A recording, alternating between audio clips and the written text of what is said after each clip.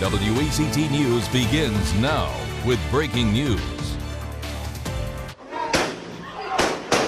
Tonight, one student is in the hospital. Another faces charges after a fight leads to a shooting inside a high school. We're going to begin with WECT's Kendall McGee at New Hanover High School. She's going to walk us through how it unfolded and what happened afterwards. Yeah, John, the scene here right now is a lot different than when we got here a few hours ago.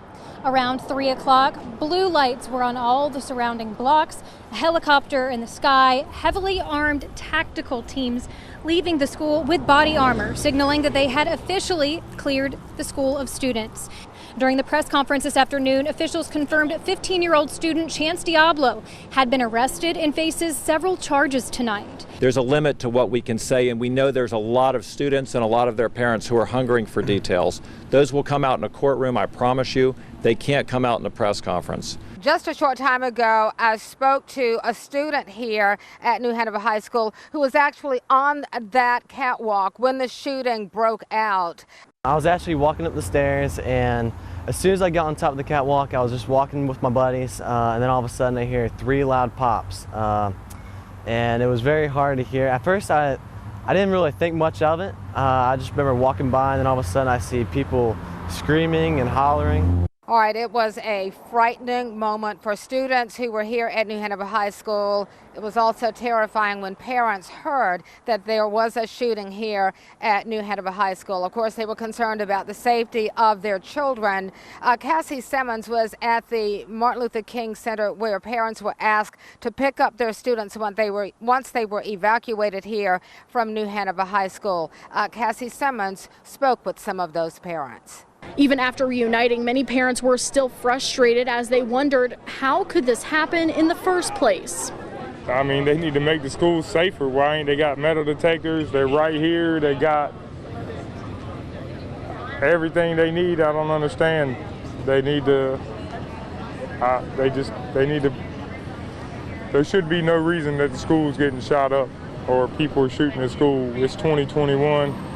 They should have that on lockdown. I will tell you though, John, I've been speaking with people throughout the day as a product of New Hanover County Schools. This is something that we have not seen or heard, and it is very unsettling for parents here in this community. John? And Fran, New Hanover County Commission Chair Julia Olson-Bozeman released a statement today, and she said no child should feel scared like they did today at New Hanover High School. She also released another part of the statement which said, and we're quoting her here, "I've also asked for a joint meeting with county commissioners, the school board, and our law enforcement partners to discuss and then take actions to do more to keep our schools safe and protect our kids." Now, the state's Attorney General shared his thoughts on social media about the shooting at New Hanover High School today. Attorney General Josh Stein saying on Twitter, and this is the quote, "Today's school shooting near New Hanover High School is deeply troubling. My prayers are with the victim and family." Now, as Fran said, this is a developing story. We know there are many questions people in the community have, parents have, students have, and details not yet addressed. You can follow this story on our website, WECT.com, to get any update as they come into our newsroom. We begin with an update on a WECT investigation. Through a court order, we have obtained exclusive video of a suspect's escape from the custody of Pender County Sheriff's deputies. We've learned the suspect was being held in the dog cage of a K-9 unit before breaking free. WECT investigative reporter Ann McAdams has been looking into this, and we first got this information through an anonymous tip. That's right, Fran. Someone wrote us a letter who had apparently seen body cam video of this incident. They were very concerned about the optics of a person being placed in a dog cage and safety, since this was clearly not a completely secure way to detain someone. February 27th, 8 o'clock at night. 2 Pender County Sheriff's deputies attempt to detain a man armed with a gun, and he fights back. The woman involved in the same domestic incident that night was detained in the female deputy's patrol car. But the male deputy had been assigned a K-9 vehicle that night because his regular patrol car was in the shop. Instead of a back seat to detain the suspect, all he had was a dog cage, and that's where he put the suspect. WECT went to court to get this body cam video from the Pender County Sheriff's Office. The judge agreed to release it, but only the part after the arrest had happened to protect the privacy of the citizens involved. The deputy had muted his body camera, so there's no audio to help us understand what's going on. 3 minutes after the video begins, the trunk of the canine vehicle pops open. After a couple more minutes, the deputies go to check on the suspect, but the window tint on the canine vehicle is so dark you can't see through it. The deputy shuts the trunk and goes back to the female deputy's vehicle to wait for backup, since they cannot transport the suspect to jail in a vehicle without a seat or a seat belt. 16 more minutes pass before backup arrives. The 4 deputies strategize on how to transfer a suspect who is likely to fight them. The next thing they know, the driver's side door of the K9 unit is open and the suspect is gone. How did this person get out of the vehicle? It appears that he exited the front seat, driver's seat area. How did he get from the, I assume he was in the back to start, how did he get from the back to the front? There's a partition between the back seat and the front seat. It was actually a sliding door, and he was able to remove that door. Not only did the suspect get away, sheriff's officials say he retrieved his gun, his drugs, and his money before he took off. The deputies involved were placed on administrative leave before they say they felt forced to resign. They tell WECT they were treated unfairly after being put in a very difficult situation they had no control over. Do you see that side of it where the deputy might have felt like they didn't have what they needed to do their job? The equipment was there. The equipment was there. No matter what equipment you have or where you're placing detainees, you know, we need to observe them. Cutler maintains the vehicle was not the problem. And I have no problem with them placing that individual in that patrol car. Now, I would not have wanted them to transport due to there's no seat belts back there because it is a K9 area. But it is not a confined location back there. It's very roomy back there. But I would not have wanted them to transport, and they did not. That's what they were waiting on. To make matters worse, the sheriff's office sent out the mugshot of the wrong guy after the escape happened. The next day, they realized the error and put out a picture of the actual suspect, but to this day, they still have not found him. Before the rainy, icy, double winter weather weekends, you've got the alert days ahead. Friday and Saturday are first alert action days. The biggest winter storm we've seen in southeastern North Carolina in years. With continuous coverage on conditions. We should expect a significant ice storm tonight. Sleet, freezing rain, glazed surfaces. Seeing that changeover now to freezing rain. You should stay home today if you possibly can. We expect some conditions to still be hazardous. Stay ahead of the storm with First Alert Weather, where news comes first. This is WECT News at 11. Starting to be an icy mess out there tonight. Hopefully you are safe and not on the roads. We have said it for most of the week. It is here now. An ice storm is moving across southeastern North Carolina at this hour. Team coverage tonight of this winter storm. We're tracking the latest snow and ice chance and road conditions. Most of what's falling in southeastern North Carolina, particularly coastal portions of southeastern North Carolina, is still a wintry mix, mostly of sleet. That is ice pellets falling down and still accumulating out there. It's still going to cause some problems on roads, still going to cause some problems on sidewalks. So, all right, let's take a live look at the Isabel Holmes Bridge right now. Wilmington police advising drivers to please stay away. They say the freezing rain and ice have made the roads dangerous. There are some bridges and roads closed tonight, though. Yeah, the town of Ocean Isle Beach posting earlier tonight, Fran, the Odell Williamson Bridge closed to all traffic between the mainland and the island because of ice accumulating on the bridge. It'll reopen when it is deemed safe to reopen it. City of Wilmington posting earlier the Dan Cameron Bridge. That's the bridge on I-140 across the Cape Fear River. The Post called that impassable. WECT's Kendall McGee has traveled around New Hanover County for the past several hours. She's live now along South College Road. So what do the roads look like where you are now, Kendall? It is frigid outside. This sleet is miserable. The trucks behind me all have really large icicles on them, as well as our car. We've been running the heat for a while, so we were able to get our doors open, but there is a pretty thick sheet of ice on most things out here. Now, we were outside at some of these road closures a little bit earlier. Right now, you're looking at video of MLK Parkway shut down at Carr Avenue. Police tonight blocked it off because of the dangerous conditions. And just to kind of give you an eye on, what's going on here, this is on our cars. And if you just think about it, it's only a matter of time until it's on our roads. Kendall McGee live tonight. Now, we're not seeing many power outages across southeastern North Carolina, and that's a good thing. Right now, Duke Energy Progress, the outage map, showing 5 outages around Wilmington, a few dozen happening around Jacksonville, several hundred, though, more inland around the Raleigh area.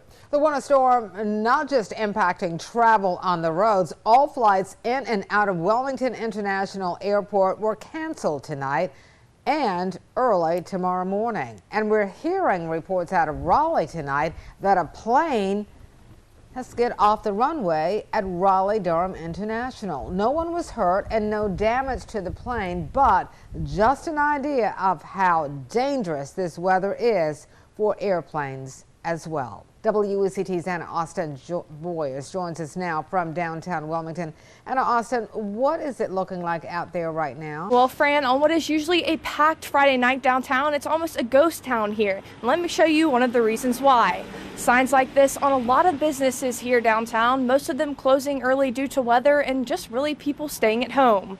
And the streets are very slick down here with the freezing rain steadily coming down for the last few hours.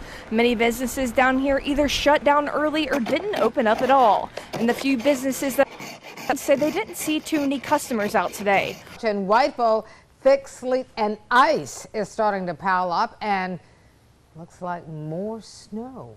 Bill Buckley spotted icicles hanging in Carolina Beach around 5 o'clock. Lenore Popkinchalk spotting the ice on this tree in Bolton in Columbus County, and Karen Hamilton also seeing ice on a tree in Scotts Hill in Pender County. Now, if you see anything like that, if you can do it safely, please send us your winter weather pictures of what you're seeing around you. You can upload them straight to See It, Snap It, Send It. 18 months ago today, Dr. Henry Patel, a beloved Wilmington cardiologist, died after a routine dental procedure went wrong. He was put under anesthesia for a dental implant and never regained consciousness. Tonight, there is a dental board hearing in Raleigh to consider changing the rules for sedation dentistry in North Carolina. WECT's Ann McAdams met with Dr. Patel's widow, who is leading the charge for change. Fran, when patients are put under anesthesia for medical procedures, an anesthesiologist or registered nurse anesthetist must be present unless something goes wrong, in case something goes wrong. That safeguard, though, is not in place for dentists and oral surgeons, and Sheetal Patel thinks it cost her husband his life. I never thought I'd go into a dental office and come back a widow. Who has to do that at age 47? That I would never even see him speak or open his eyes again. Henry Patel was living the dream. A successful cardiologist with a beautiful family, he loved to travel and enjoyed the love and respect of his many patients and colleagues. But Patel's life was cut short in July of 2020 when he went to have a dental implant installed by Dr. Mark Austin and never woke up. His wife of 27 years was waiting in the lobby and could not understand why the procedure that was supposed to take just 20 minutes had been taking much longer. And they're like, we're handling it. We have a crash cart ready. We've called 911. I'm like, what do you mean you called 911? What's happening? Investigators from the dental board would later discover that in the panicked minutes after dental staff realized Henry Patel was in distress, Dr. Austin tried and failed to perform a tracheotomy and never even attempted CPR. Paramedics were finally able to regain a pulse, but Dr. Patel had been deprived of oxygen for so long he was brain dead. After several agonizing days in the hospital, his family took him off life support. Nobody should have to go through what we're going through and all the other families are going through because it's preventable. Sheetal would later learn her husband was one of at least 4 people in North Carolina who have died in just the last several years after receiving dental anesthesia. Patel's medical partner filed a complaint with the dental board, and his friends and family are now working to change the way anesthesia is performed in dental offices across the state. If you're going to do deep sedation, we're not saying you shouldn't do it. All we're saying is have a CRNA or an anesthesiologist present, because you as an oral surgeon or anybody in the field cannot be paying attention to what you are doing, important work inside a patient's mouth, and monitoring the numbers and looking out for vitals that might not be ringing or what's happening. Requiring trained personnel to be present during dental anesthesia would come at a significant cost. But as Sheetal Patel says, she has learned the hard way, the cost of doing nothing and allowing senseless deaths to continue is much too great. Yeah, he was a physician, but even if he was just Henry Patel, a regular public citizen, this shouldn't happen to any of us.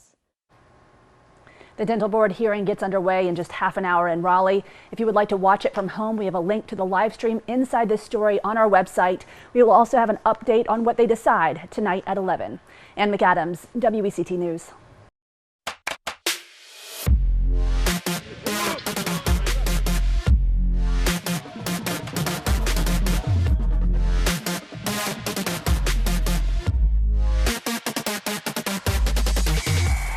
Get ready for Friday Night Football on WECT. Let's get to the highlights, starting with our game of the night. A rivalry that dates back decades upon decades. Hoggard hosts New Hanover. All nice pregame, but things got heated early.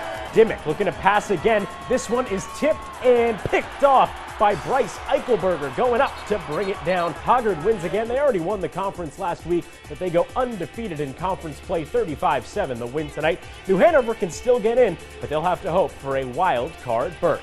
Speaking of games with playoff implications, Battle of the Brunswicks will head across the bridge and head down south. It's the county rivals. A couple of penalties do push the Cougars back, but they go right back to Danny Parker again. This time he won't be denied the end zone. Right there, he gets in for the score. Cougars tie it midway through the first half, and the fans love it. Took overtime in this game, but it's the home team, the Trojans, that come away victorious. Well, Ashley just won't go away. Right here, Caleb Robles runs up the middle, barrels through everybody, and gets in past the goal line. Scorpion coach is not happy about that, but they will be happy about this. Comes down to the final minutes, but North Brunswick comes away with the win, 40-31. They clinch the 3A automatic bid for the conference. Who steals the show? Little looks to pass and hits who else but Connor Poe. Moves them downfield once again into Pirate territory. Hey, if it ain't broke, don't fix it. Little to Poe again, an amazing catch. Puts them in the end zone for the second time this quarter. 56-6 the final. Look at that. 5 touchdowns for Little, 4 for Poe. Now Laney's going to have to be a wild card since Hoggard won the conference.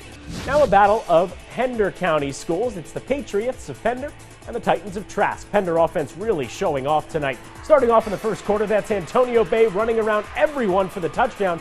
That was not even the first score, folks. That put Pender up 16-0. Pender wins easily 62-0. They will be in the playoffs. Trask, not so much. The Titans go winless on the year, but hey, there's always next year. The Titans will look to turn things around.